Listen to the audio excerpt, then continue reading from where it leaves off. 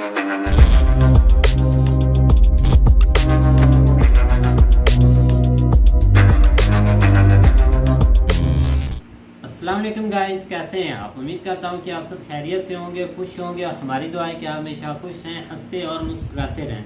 मेरा नाम है रहमान अनवर और मैं हूं ज़फ़र इकबाल। और आज हम जिस वीडियो पर करने जा रहे हैं, इस वीडियो का टाइटल है अब ब्रिटेन में गेट आउट पाकिस्तानीज़। वहाँ से भी जैसे कि भाई आज से कुछ महीने पहले टर्की से भी ये काम चला था। आई थिंक ये उसके ही रिलेटेड है कि बरतानिया से भी ये काम नहीं, ये कोई और टॉपिक है। चलो भाई, मैंने देखी नहीं वीडियो, तो मज़ीद देखते हैं वीडियो। और वही है गेट आउट का, लेकिन इसमें कुछ और बातें हैं यार।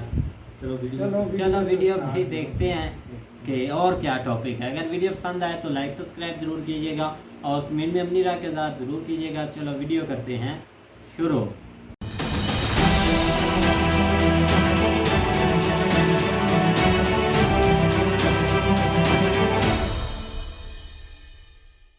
इस वीडियो में बताई गई सारी जानकारी पब्लिक प्लेटफॉर्म पर उपलब्ध है। इसमें ऐसी कोई जानकारी नहीं दी गई है जिससे हमारे सुरक्षा बलों की गोपनीयता भंग होती है। डिफेंस डिटेक्टिव सेना का सम्मान करता है और उन्हीं जानकारियों के आधार पर काम करता है जो सार्वजनिक रूप से मौजूद हैं।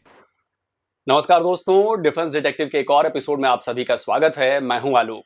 तो ऐसा लग रहा है कि दुनिया भर में जहां जहां पाकिस्तानी लोग हैं, वहां पर उस देश के लोग उनके खिलाफ होते जा रहे हैं। उनके बिरादर मुल्क तुर्की में पिछले लंबे वक्त से गेट आउट पाकिस्तानीज कैंपेन चल रहा है। उसके बाद ग्रीस में भी यह कैंपेन शुरू हो गया है और अब ताजा मामला ब्रिटेन का है, जहां की सरकार ने आधिकारिक रूप से गेट आउट पाकिस्तानीज कैंपेन शुरू कर दिया है, वो भी पाकिस्तानी सरकार के साथ ऑफिशियल डील करके। पाकिस्तानी न्यूज वेबसाइट डॉन पर इसी 18 अगस्त को छपी खबर देखिए। इसकी हेडिंग में लिखा है कि यूके यानी ब्रिटेन ने पाकिस्तान के साथ क्रिमिनल्स को भेजने की डील कर ली है। पाकिस्तान की करीब हर न्यूज वेबसाइट पर इस खबर को प्रमुखता से जगह दी गई है। अब आप सोच रहे होंगे कि इसमें कौन सी बड़ी बात है, लेकिन भाई लोगों, ये बहुत बड़ी बात है। मैं आपको बताने वाला हूं इसके पीछे की दूरदर्शी सोच और साथ ही ये भी बताऊंगा कि आने वाले वक्त में ये डील पाकिस्तान में किस तरह बवाल मचाने वाली है। ब्रिटेन इस डील पर साइन करने के लिए पाकिस्तान पर दबाव डाल रहा था लंबे वक्त से, लेकिन पाकिस्तान टाले जा रहा था। ब्रिटेन भी हड़बड़ी में नहीं था, क्योंकि वो पाकिस्तान की रग रग से वाकिफ है। वो मौके के इंतजार में था। अब जब पाकिस्तान अपने इतिहास में सबसे कमजोर हो चुका है, तो ब्रिटेन ने मौके पर चौका मारते हुए डील पर साइन करवा लिया। और पाकिस्तान से जिसने डील साइन करवाया है, उनका नाम प्रीति पटेल है। जैसा कि नाम से आपको पता चल गया होगा कि प्रीति पटेल भारतीय मूल की हैं। फिलहाल ब्रिटेन की होम मिनिस्टर हैं। ब्रिटेन का यह तीसरा सबसे ताकतवर पद है। उनसे ऊपर सिर्फ पीएम और फॉरेन मिनिस्टर ही होते हैं। उनके नाम सिर्फ यही उपलब्धि नहीं है, बल्कि वो पहली ब्रिटिश भारतीय कैबिनेट मंत्री भी हैं। वो भारतीय मूल की पहली सांसद हैं जो ब्रिटेन में इतने ऊंचे पद पर पहुंची हैं। प्रीति पटेल का पूरा नाम प्रीति सुशील पटेल है। उनके माता पिता भारतीय मूल के थे जो युगांडा से आकर इंग्लैंड में बस गए। मूल रूप से प्रीति गुजराती हैं, लेकिन उनकी पैदाइश ब्रिटेन की है। तो ब्रिटेन के होम मिनिस्टर प्रीति पटेल ने इस डील की जानकारी सबसे पहले ट्विटर पर दी। अपने ट्वीट में उन्होंने लिखा कि मैंने बेहद गर्व से नए लैंडमार्क एग्रीमेंट को पाकिस्तान के साथ साइन किया है, जिसमें विदेशी अपराधियों और इमिग्रेशन ऑफेंडर्स को ब्रिटेन से पाकिस्तान भेजा जा सकेगा। यह डील हमारे इमिग्रेशन के नए प्लान को एक्शन में दिखा रहा है, जिसे हम ब्रिटेन के लोगों को डिलीवर कर रहे हैं। इस डील पर साइन करने के लिए पाकिस्तान के इंटीरियर सेक्रेटरी यूसुफ नसीम खोकर वहां मौजूद थे। प्रीति पटेल ने अपने ट्विटर हैंडल से एक तस्वीर भी पोस्ट की है, जिसमें वो यूसुफ नसीम के साथ डेस्क पर बैठी हुई दिख रही हैं। बकौल प्रीति, ब्रिटेन के लिए इस डील को अमल में लाना बहुत ज्यादा जरूरी हो गया था। क्यों जरूरी हो गया था, इसके बारे में प्रीति पटेल ने अपने अगले ट्वीट में जानकारी दी है। उन्होंने लिखा कि हमारा नया अग्रीमेंट उन खतरनाक विदेशी अपराधियों और इमिग्रेशन ऑफेंडर्स को हटाना है जिन्हें ब्रिटेन में रहने का कोई अधिकार नहीं है। ब्रिटेन के लोग काफी हद तक सही हैं, क्योंकि यहां से हटने से बचने के लिए कानून का दुरुपयोग करने वाले और सिस्टम से खेलने वाले लोगों की संख्या बहुत ज्यादा है। हम यही बदल रहे हैं। I have signed the first ever returns agreement with the government of Pakistan. And it's an important agreement because it'll give us the opportunity and the chance to remove people to Pakistan who have no legal basis to be in our country. And this agreement is absolutely fundamental to making sure that our immigration system works through our lawful means of people coming to our country, but also ensuring that those who have no legal basis to be in our country, who are Pakistani nationals, are removed, and that we can do this swiftly with the cooperation of the government of Pakistan.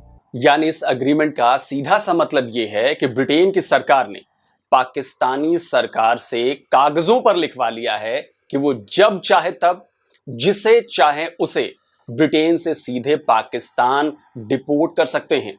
Britain जानता है कि पाकिस्तान पर मुज़बानी भरोसा नहीं किया जा सकता। साल 2020 में पाकिस्तान द्वारा दिया गया धोखा वो भूला नहीं है। Pakistani news website the news की 5 नवंबर 2020 की एक खबर देखिए। इसमें बताया गया है कि ब्रिटेन से करीब 3 दर्जन डिपोर्ट किए गए पाकिस्तानियों को लेकर जो जहाज आ रहा था उसे पाकिस्तान ने लैंड करने से मना कर दिया। नतीजा यह हुआ कि ब्रिटिश अधिकारियों को प्लेन वापस ले जाना पड़ा और उन पाकिस्तानियों को डिटेंशन सेंटर में डालना पड़ा। यह खबर भले ही नवंबर में सामने आई थी, लेकिन यह घटना थी 20 अक्टूबर की। ब्रिटेन से चले जहाज को जरा भी अंदाजा नहीं था कि पाकिस्तान आखिरी मिनट में उन्हें धोखा देने वाला है। सब कुछ ठीक चल रहा था, लेकिन जैसे ही जहाज इस्लामाबाद एयरपोर्ट के ऊपर पहुंचा, आखिरी मिनट में पाकिस्तानी सरकार ने उनके जहाज को लैंड करने से मना कर दिया। उस समय बड़ा बवाल मच गया। ब्रिटेन की सरकार नाराज हुई। उस समय तो उसने अपना विरोध जता दिया, लेकिन साथ ही पाकिस्तान की नकेल कसने का काम भी उसने शुरू कर दिया। पाकिस्तान का स्क्रू टाइट होना शुरू हुआ तो बस 2 महीने के भीतर ही पाकिस्तान को झुकना पड़ा और उसने ब्रिटेन के जहाज को इस्लामाबाद में लैंड कराया। देखिए, पाकिस्तानी न्यूज वेबसाइट जियो न्यूज की यह खबर 19 दिसंबर 2020 की है, जिसकी हेडिंग में लिखा है कि ब्रिटेन से जो फ्लाइट पाकिस्तान के अवैध लोगों को लेकर आई है वो इस्लामाबाद में लैंड कर गई। इसी में आगे बताया गया है कि ब्रिटेन ने पाकिस्तान का स्क्रू कैसे टाइट किया। ब्रिटेन ने पाकिस्तान को सीधी चेतावनी दी कि वो उसके खिलाफ यूरोपियन यूनियन रीएडमिशन एग्रीमेंट यानी यूरा के तहत कानूनी कार्रवाई करने जा रहा है। चेतावनी काम कर गई। पाकिस्तान की सरकार को अच्छी तरह पता था कि अगर ब्रिटेन ने यह कार्रवाई कर दी तो ईयू से हो रहे उसके अरबों डॉलर के कारोबार को खत्म होते देर नहीं लगेगी। हालांकि उस वक्त भी एक एग्रीमेंट ब्रिटेन और पाकिस्तान के बीच था, लेकिन वो इतना पुख्ता नहीं था जिसका फायदा उठाते हुए पाकिस्तान ने ब्रिटेन से निकाले गए पाकिस्तानियों का प्लेन लैंड ही नहीं करने दिया था। तो अब ब्रिटेन ने वो गलती सुधार ली है। अब उसने पाकिस्तान की सरकार के साथ एक बेहद पुख्ता एग्रीमेंट कर लिया है। अब पाकिस्तान ऐसी हरकत कभी नहीं कर सकता। इससे एक बात और समझ में आती है कि न सिर्फ पाकिस्तान बल्कि उसकी विदेश नीति कितनी कमजोर है कि कोई भी देश उसे आसानी से प्रेशर में डाल देता है और अपनी बात मनवा लेता है। जबकि अगर भारत की बात करें तो भारत के साथ ऐसा बिल्कुल नहीं है। सवाल है क्यों? इसके जवाब को जानने के लिए मैं आपको रेकमेंड करूंगा कि आप कुकू एफएम पर जाएं और हमारे मौजूदा विदेश मंत्री एस जयशंकर की लिखी किताब the India way strategies for an uncertain world की बुक समरी जरूर सुने। जयशंकर साहब ने इसमें प्राचीन भारत से लेकर अब तक की विदेश नीति के बारे में पुख्ता से पूरी जानकारी दी है। कुकू एफएम ऑडियो लर्निंग का एक बहुत बड़ा प्लेटफॉर्म है और सबसे बड़ी बात ये मेड इन इंडिया है। यहाँ आपको हिंदी, अंग्रेजी और दूसरी रीजनल लैंग्वेजेस में 10,000 से भी ज्यादा ऑडियो शोज की लाइब्रेरी मिलेगी। डिफेंस डिटेक्टिव के दर्शकों के लिए अभी कुकू एफएम पर एक्सक्लूसिव ऑफर चल रहा है। अगर आप कूपन कोड DDT50 का इस्तेमाल करेंगे तो आपको 50% तक का डिस्काउंट मिलेगा। यानी कुकू एफएम की सारी लाइब्रेरी की जो कॉस्ट है 399 रुपीज पर ईयर की, वो आपको सिर्फ 199 रुपए में साल भर के लिए मिल जाएगी।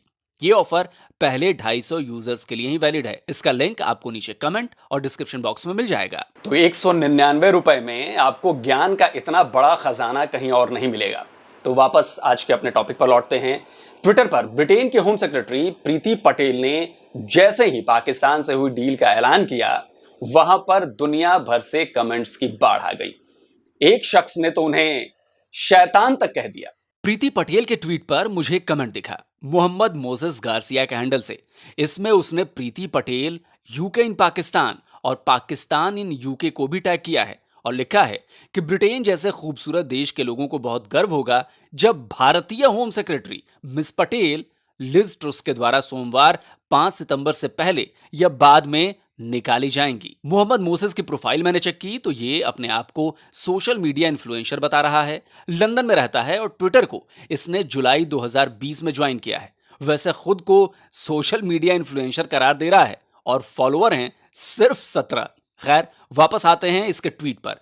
तो इसने प्रीति पटेल के खिलाफ अपना गुस्सा दिखाया है क्योंकि वो भारतीय मूल की हैं। अपनी भड़ास निकाली है कि जो भी नया पीएम बने वो प्रीति पटेल को निकाल बाहर करे। लेकिन भारतीय मूल की प्रीति पटेल के खिलाफ असल नफरत इसने दिखाई है ट्वीट के साथ पोस्ट की गई इस तस्वीर में। प्रीति पटेल की तस्वीर है, इसमें लिखा है प्रीति पटेल का थ्रेट लेवल, यानी वो कितनी खतरनाक हैं। इसकी रेटिंग है 1 से लेकर 5 तक। इसने नंबर 4 को घेरा है जिसके आगे लिखा है ईवल, यानी बहुत बुरा, शैतान। उसके ऊपर 5वां लेवल है जिसके आगे शैतान की मां लिखा हुआ है। इस ट्वीट को दिखाने का मेरा मकसद सिर्फ इतना है कि आप समझ सकें कि ब्रिटेन में जो पाकिस्तानी हैं वो भी भारतीयों से कम नफरत नहीं करते हैं, वरना ये ऐसी बातें नहीं करता। प्रीति पटेल को ब्रिटेन की होम सेक्रेटरी के बजाय इंडिया की होम सेक्रेटरी ये शख्स नहीं बताता। खैर, आगे बढ़ते हैं और डील हो गई, पर अब उसे लेकर पाकिस्तान में ही इस डील पर सवाल उठने लगे हैं। 18 अगस्त को ही पब्लिश हुए जियो न्यूज के आर्टिकल में इस डील से पाकिस्तान को होने वाले नुकसान की जानकारी दी गई है। सबसे पहली जानकारी दी गई है कि इस डील का उन लोगों पर कोई असर नहीं होने वाला है जिनके पास डुअल सिटीजनशिप है, यानी दोहरी नागरिकता है। इसके जरिए अलग अलग अपराधों में शामिल पाए गए पाकिस्तानियों के खिलाफ कार्रवाई होगी, उन्हें ही वापस पाकिस्तान भेजा जाएगा। जाहिर है डील का सबसे बड़ा फायदा ब्रिटेन को होगा। इस मुआहदे का सबसे बड़ा फायदा हो रहा है बरतानिया को। पाकिस्तान में इस मुआहदे के हवाले से कुछ भी नहीं है कि इस मुआहदे के तहत जिनकी दोहरी शहरियत है, जिनके पास बरतानवी नेशनलिटी भी है और जिनके पास पाकिस्तानी नेशनलिटी भी है, उनको पाकिस्तान के हवाले नहीं किया जाएगा। कि इस मुआहदे का इतलाक उन लोगों पर होता ही नहीं है कि जिनके पास पाकिस्तान और बरतानिया दोनों की शहरियत है। वैसे भी ब्रिटेन में दोहरी नागरिकता वाले पाकिस्तानी गिने चुने हैं और जो हैं वो वही हैं जो पहले से ताकतवर हैं। यानी इस डील का असर सबसे ज्यादा आम पाकिस्तानियों पर पड़ेगा जो या तो पाकिस्तान से वहां गए हैं या फिर जिनका जन्म वहीं ब्रिटेन में ही हुआ है पर वो हैं पाकिस्तानी मूल के। Pakistani news website the news के मुताबिक ब्रिटेन में रहने वाले गैर ब्रिटिश नागरिकों में पाकिस्तानी 8वें नंबर पर आते हैं। इससे आप अंदाजा लगा सकते हैं कि इनकी संख्या कितनी है। रिपोर्ट के मुताबिक साल 2017 में करीब 1,88,000 पाकिस्तानी वहां रह रहे थे। ये वो पाकिस्तानी हैं जिनके पास पाकिस्तानी पासपोर्ट है, जबकि पाकिस्तानी मूल वाले लोगों की संख्या करीब 14 लाख है जिनके पास ब्रिटेन की सिटीजनशिप है। यानी दोनों को मिला दें तो करीब 16 लाख पाकिस्तानी पूरे ब्रिटेन में हैं। वैसे ये डेटा 5 साल पुराना है तो जाहिर है अब ये संख्या और ज्यादा बढ़ गई होगी। अब बड़ा सवाल ये है कि आखिर ब्रिटेन को ऐसी डील की जरूरत क्यों पड़ी और ऐसा क्या हो गया है या हो रहा है जिसकी वजह से ब्रिटेन पिछले लंबे वक्त से पाकिस्तान के साथ ऐसी डील करने की कोशिशों में जुटा हुआ था। इसे समझने के लिए मैं आपको सीधे ब्रिटेन की सरकार की वेबसाइट पर लेकर चलता हूं और कुछ आंकड़े दिखाता हूं। इस वेबसाइट का लिंक भी मैंने दिया हुआ है नीचे, वहां पर जाकर आप चेक कर सकते हैं। तो इसमें ब्रिटेन में पकड़े गए अपराधियों का डेटा है। कई तरह के डेटा इसमें दिए हुए हैं, लेकिन मैं आपको दिखाना चाहता हूं ये डेटा जो है बाई एथनिसिटी, यानी पकड़े गए लोगों में किस मूल के लोग हैं। तो देखिए, गिरफ्तार किए गए 1000 लोगों में ओवरऑल एशियन 11% हैं, इसमें बांग्लादेशी 14% हैं, चीनी 3% हैं, भारतीय 6% हैं और पाकिस्तानी 14% हैं। सीधा सा मतलब है कि ब्रिटेन में इंडियन सबकॉन्टिनेंट से जो लोग रह रहे हैं उनमें से सबसे ज्यादा बांग्लादेशी और पाकिस्तानी ही आपराधिक गतिविधियों में पकड़े जाते हैं। रेशियो देखा जाए तो पाकिस्तानी और बांग्लादेशी मिलकर 28% होते हैं और भारतीय सिर्फ 6%। तो अब आपको समझ में आ गया होगा कि ब्रिटेन में पाकिस्तानियों द्वारा बढ़ते अपराधों को देखते हुए यह डील की गई है। ज्यादातर पाकिस्तानी गंभीर अपराधों में पकड़े जा रहे हैं। इसमें money laundering, murder, kidnapping, extortion, rape और दूसरे तरह की सेक्सुअल क्राइम्स शामिल हैं। जाहिर है ब्रिटेन की सरकार को इस वक्त सबसे ज्यादा खतरा पाकिस्तानियों से ही महसूस हो रहा है। 19 अक्टूबर 2018 की डॉन न्यूज की रिपोर्ट देखिए। टीनेज लड़कियों से सेक्सुअल अब्यूज के मामले में उत्तरी इंग्लैंड में 20 लोगों को जेल हो गई। जिन 20 लोगों को जेल हुई ये उनकी तस्वीर है। ध्यान से इनके नीचे लिखे नामों को पढ़िए। नसारत हुसैन, साजिद हुसैन, फैसल नदीम, मोहम्मद अजमी, वकास महमूद, मंजूर हसन, नियाज अहमद, मोहम्मद इमरान इब्रार, आसिफ बशीर, मोहम्मद अकरम और इन जैसे कई। जेल भेजे गए 20 लोगों में से 18 पाकिस्तानी थे। और सबसे ज्यादा शर्म की बात यह है कि ये सब बच्चों के यौन शोषण के दोषी पाए गए। ये सभी उस गैंग का हिस्सा थे जो बच्चियों को अपनी जाल में फंसाते थे। जिन 120 मामलों में इन्हें सजा हुई उनमें से 15 बच्चियों की उम्र तो सिर्फ 11 से 17 साल के बीच थी। पूरी दुनिया की मीडिया ने इस न्यूज को कवर किया, खासकर अरब देशों में भी इस खबर को प्रमुखता से जगह दी गई। यही नहीं, इनमें से एक पाकिस्तानी तो ट्रायल के दौरान किसी तरह बचकर भाग निकला और वापस पाकिस्तान पहुंच गया था। रॉयटर्स की 31 जनवरी 2019 की खबर देखिए, जिसमें बताया गया है कि ब्रिटेन से भागा चाइल्ड सेक्स ऑफेंडर पाकिस्तान में गिरफ्तार। उसका नाम चौधरी इखलाक हुसैन था। उम्र 41 साल थी, जो उस गैंग का मेंबर था जिसने बच्चियों का यौन शोषण किया था। 14 जुलाई 2017 को Pakistani news website the express Tribune की इस खबर को पढ़िए, जिसमें बताया गया है कि 7 ब्रिटिश पाकिस्तानी ड्रग ट्रैफिकर्स को 140 साल की जेल हुई है ब्रिटेन में। इन्हें 165 किलो हेरोइन, जिसकी कीमत 19 मिलियन पाउंड्स थी, वो पाकिस्तान से यूके लेकर आने की साजिश कर रहे थे। एक और पाकिस्तानी न्यूज वेबसाइट है डेली टाइम्स। 20 मई 2018 को पब्लिश की गई इस खबर को पढ़िए। ब्रिटेन की सरकार ने पाकिस्तान को टॉप 3 मनी लॉन्ड्रिंग सोर्स की लिस्ट में शामिल किया है।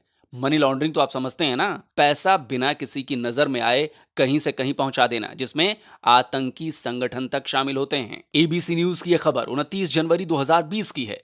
पाकिस्तान पुलिस ने ब्रिटेन के दबाव के बाद इस्लामाबाद में एक शख्स को गिरफ्तार किया। इस पाकिस्तानी ने साल 2005 में ब्रिटिश पुलिस की एक महिला ऑफिसर की हत्या की और उसके बाद वापस पाकिस्तान भाग आया। पकड़े जाने के बाद उसने कहा कि वो ब्रिटेन नहीं जाना चाहता, यही पाकिस्तान में उसका केस चले। जाहिर है यहां पर उसके पास बचने के हजारों रास्ते थे। और ये तो मैंने ब्रिटेन में पाकिस्तानियों द्वारा किए गए कुछ गिने चुने मामलों के बारे में ही बताया है, जो बताता है कि पाकिस्तानी चाहे कहीं भी रहें, किसी भी पद पर रहें, उनकी मानसिकता क्या है, कितनी घटिया है। और हां, एक बड़े कांड का जिक्र करना तो मैं भूल ही गया। मुझे उम्मीद है कि लॉर्ड नजीर अहमद का नाम आपको याद होगा। ब्रिटेन में किसी को अगर लॉर्ड का टाइटल मिलता है तो समझिए कि वो बेहद हाई प्रोफाइल आदमी है।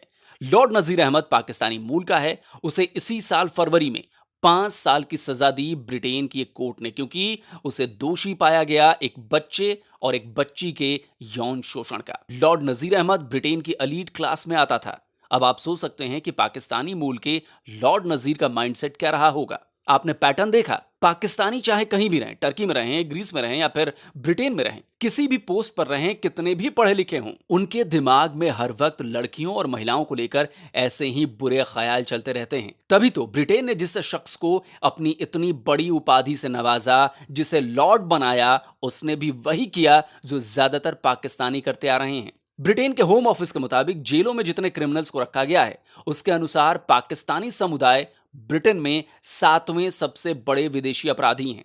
अगर ओवरऑल देखा जाए तो ब्रिटेन में जितने भी विदेशी अपराधी जेल में बंद हैं, उनमें से 3% पाकिस्तानी हैं। अब सवाल यह है कि हर जगह पाकिस्तानी ही ऐसे क्यों हैं? ग्रीस हो, ब्रिटेन हो, तुर्की हो, इस तरह के अपराधों में पाकिस्तानी ही क्यों पकड़े जा रहे हैं? तो इसका जवाब यह है कि उनके देश पाकिस्तान में ऐसा ही समाज है। उन्होंने वही देखा और वही सीखा है।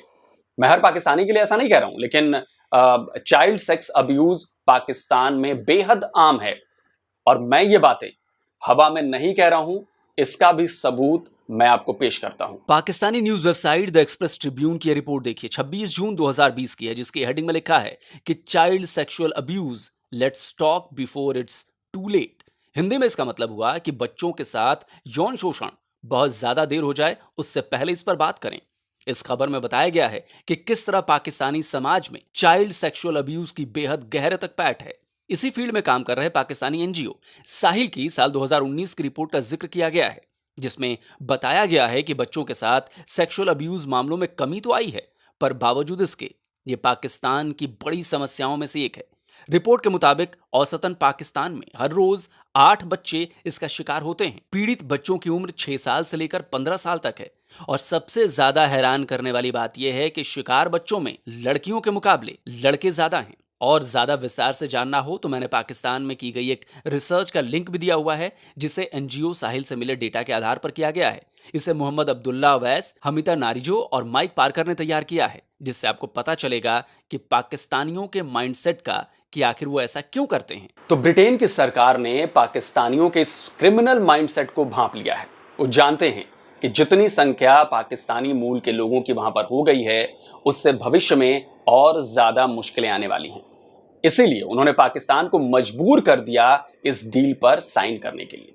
और यकीन मानिए, पाकिस्तान पर इस डील की वजह से मुश्किलों का पहाड़ टूटने वाला है। पाकिस्तान के लिए ये डील अच्छी है या बुरी, इस पर जियो न्यूज ने कई एक्सपर्ट से बात की। मोहम्मद अमजद, जो कि पाकिस्तान के नामी गिरामी इमिग्रेशन एक्सपर्ट हैं, उन्होंने बताया कि पाकिस्तान के पास इस तरह का कोई इंफ्रास्ट्रक्चर ही नहीं है जिससे वापस भेजे गए पाकिस्तानी लोगों को संभाला जाए। और सबसे बड़ी बात कि डील के मुताबिक जिन क्रिमिनल्स को वापस भेजा जाएगा, उन पर किसी भी पाकिस्तानी कानून के मुताबिक कार्रवाई नहीं की जा सकती। उन पर किसी तरह के रेस्ट्रिक्शंस भी पाकिस्तानी अधिकारी नहीं लगा सकते। इसका मतलब यह हुआ कि वो पाकिस्तानी जिसने ब्रिटेन में बहुत बड़ा क्राइम किया हो, वो पाकिस्तान में खुला घूमेगा। इससे पाकिस्तान के लोगों के लिए भी वो खतरनाक साबित होगा, पर पाकिस्तान की पुलिस उनके खिलाफ कुछ नहीं कर पाएगी। और यही नहीं, ब्रिटेन की तरफ से पाकिस्तान को उस क्रिमिनल से जुड़ी कोई जानकारी भी शेयर नहीं की जाएगी, जैसे उसने कौन सा अपराध किया है या वो पाकिस्तान के लोगों के लिए किस तरह का और कितना बड़ा खतरा बन सकता है। अब आप समझ गए होंगे कि मैंने इस वीडियो का टाइटल जो है वो get out Pakistanis in Britain क्यों रखा है। क्योंकि अब तो ब्रिटेन जब चाहेगा तब किसी भी पाकिस्तानी को वो अपने देश से गेट आउट कर सकता है। और हाँ, एक बार मैं फिर आपको याद दिला दूं कि कुकू एफएम पर जाइए, book summary the India way strategies for an uncertain world को सुनिए, जिससे आपको अपने देश की मजबूत विदेश नीति के बारे में पता रहे। और हाँ, मेरा कोड DDT50 इसका इस्तेमाल करना मत भूलिएगा, क्योंकि इससे आपको मिलेगा 50% का स्पेशल डिस्काउंट। पर ख्याल रहे, ये डिस्काउंट पहले 250 यूजर्स तक ही है। इसका लिंक आपको आगे डिस्क्रिप्शन बॉक्स में मिल जाएगा, और ये लिंक जो है ये मैंने इसको अपने कमेंट बॉक्स में भी दे दिया है, जिससे आपको वहां तक पहुंचने में आसानी हो। तो दोस्तों, उम्मीद है कि आपको आज का वीडियो मेरा पसंद आया होगा। अगर जवाब आपका हाँ में है तो भाई इसे ज्यादा से ज्यादा लाइक कीजिए, ज्यादा से ज्यादा शेयर कीजिए। और जो लोग नए आए हैं मेरे चैनल डिफेंस डिटेक्टिव पर, उनसे मेरी गुजारिश है कि भाई चैनल को सब्सक्राइब करिए, जिससे आपको हर अपलोड हुए नए वीडियो की जानकारी फौरन मिल जाए। तो जल्दी मिलता हूं एक और नए वीडियो के साथ। नमस्कार, जय हिंद।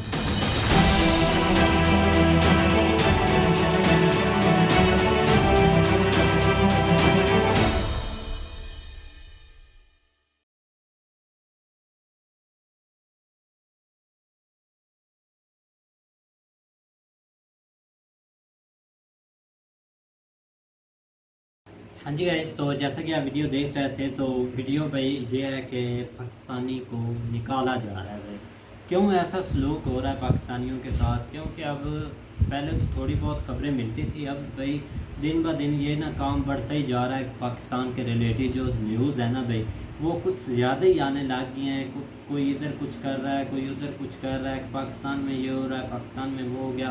पाकिस्तान के पहले पाकिस्तान में कुछ होता था, लेकिन अब बाहर ये सब चलने लगा है। पहले भी टर्की आप देख ले, वहाँ पर भी इन्होंने यही काम किया था। अब ये अब बरतानिया आप देख लें, यहाँ पर भी ये काम ग्रीस में भी हुआ है, ग्रीस में भी हुआ है। बहुत बड़ी मुहिम चली है और तुर्की में भी बहुत बड़ी चली है। क्योंकि रीज़न आपको पता है कि लोग अनलीगल जाते हैं इधर से, पाकिस्तान से ना काफ़ी अनलीगल तुर्की गए, आगे से ग्रीस, आगे ऐसे निकलते निकलते यूरोप चले जाते हैं। कोई तो ब्रिटेन में चला गया, कोई और सेट हो गया। ज़्यादातर इनकी तादाद इधर इटली वगैरह, फ्रांस, स्पेन में ही होती है, ज़्यादा उधर ही रहते हैं। लेकिन चंद ब्रिटेन भी चले जाते हैं अनलीगल है। लेकिन बात करने का मकसद ये है, मैं तो रीज़न है जो तुर्की में मामला हुआ था ना, उसका सारा रीज़न टिकटॉक को देना चाहता हूँ। क्योंकि ये डंगर जो उधर जाते हैं और वीडियो बनाते हैं टिकटॉक पर फेमस होने के लिए, वही वीडियो इन्होंने टिकटॉक से तुर्की ने उठाई थी। यार ये देख लेना कि ये इतने घटिया माइंड के लोग हैं, बहुत घटिया माइंड है इससे। यार एक तो पूरे पाकिस्तान उनका सर नीचे हो जाता है। खुद शर्मिंदगी की बात है। अब ब्रिटेन की आप न्यूज़ ही देख लें, ये वो लोग हैं कि जो मतलब कि अनलीगल उधर रह रहे हैं, जिनके पास कोई जिसको कोई सज़ा हुई है, या जिसको कोई मतलब कि उसके पास कागजात नहीं है असल, उनको वगैरह को वो ना अनलीगल जो रह रहे हैं उनको एक ब्रिटिश ने नया एक कानून लॉन्च किया। उसमें जिसके पास नहीं ना कागजात असल, या जिसके पास है कि मतलब कि जिसको सजा हुई है थोड़ी किसी भी केस में, वो उनको भाई डिपोर्ट कर रहे हैं धड़ाधड़। ये बहुत क्रिमिनल केसेस में आ जाते हैं यार। तो ये मामला ठीक है काफ़ी, भाई। जैसे कि लोग सर बता रहे थे कि ये काफ़ी और मतलब कि पुराना 2007-8 से आई थिंक ये चलता आ रहा है कि इस पर मुआहदा हो, लेकिन अब उन्होंने फोर्स किया, अब तो जाकर हाथ चढ़े हैं भाई। हाथ चढ़े हैं। तो ये भाई बहुत एक अच्छी भी बात है कि जो अनलीगल या जिन पर केस है उनको इधर पाकिस्तान वो भेज रहे हैं, ये नहीं कि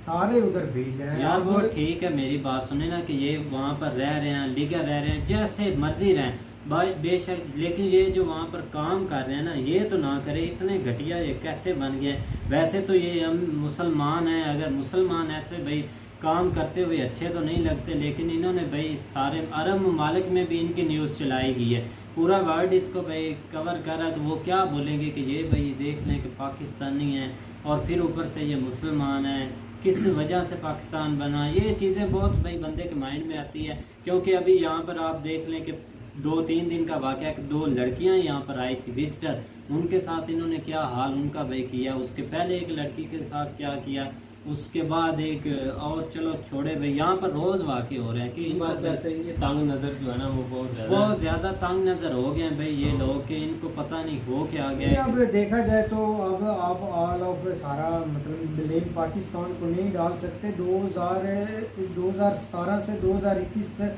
उन्होंने 10,000 कोई 700 डिपोर्ट किए, जिसमें इंडियन भी बहुत हैं। वो भी यही काम करते हैं, ऐसे नहीं कि पाकिस्तानी काम करते हैं, वो भी इंडिया भी इसमें ज़्यादा है, पाकिस्तान की तादाद ज़्यादा है। हालांकि इंडियन अगर देखें तो वहाँ पे रह भी तो ज़्यादा रहे ना पाकिस्तान की निस्बत, लेकिन उसका भी सिर्फ 6% है और पाकिस्तानी 14% है जो इस चीज़ में इन्वॉल्व है। बांग्लादेशी भी हैं जो 14% है।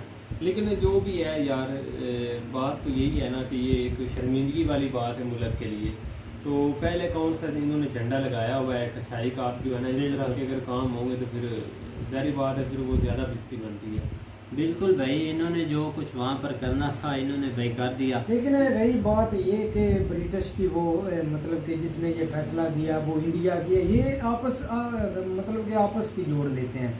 एक ना नफरत के वो इंडिया ने इसलिए उसने किया भाई, उसको ऊपर से आर्डर हुए हैं, उसने तब जाकर ये स्टेप लिया है। बिल्कुल भाई, ऐसे हम नहीं जोड़ सकते कि अब वो इंडियन है, वो ये हाँ, स्टेप ले रही है, अब ये फलाना डमकाना, ये बस हमारे लोगों के हमारे माइंड में माइंड आता सेट हो है। गया। अब जो वो कमेंट्स की मतलब इतना सीरियस नहीं लेना चाहिए। कमेंट्स में पता नहीं क्या क्या बोल देते हैं। बिल्कुल भाई, वो कुछ थोड़ा सा दिखा रहे थे। खैर, क्योंकि वीडियो भाई एक अच्छी थी, क्योंकि उन्होंने हमें काफ़ी एक्सप्लेन किया, इस पर न्यूज़ दी और काफ़ी कुछ बताया, और इस चीज़ को हमें मानना चाहिए और ये चीज़ें देखनी चाहिए, इस पर भाई कंट्रोल करना चाहिए, इस मैसेज को आगे फैलाना चाहिए कि आप देख लें कि आपके साथ क्या हो रहा है। बाकायदा इस टॉपिक पर वीडियोस बनानी चाहिए कि जो कि इनके पास, पाकिस्तानियों के पास जाए कि वहाँ पर ये लोग कर क्या रहे हैं। तो उम्मीद करते हैं कि गाइस आपको वीडियो पसंद आएगी। अगर पसंद आए तो लाइक सब्सक्राइब ज़रूर कीजिएगा और कमेंट में अपनी राय का इज़हार ज़रूर कीजिएगा। अल्लाह हाफिज़।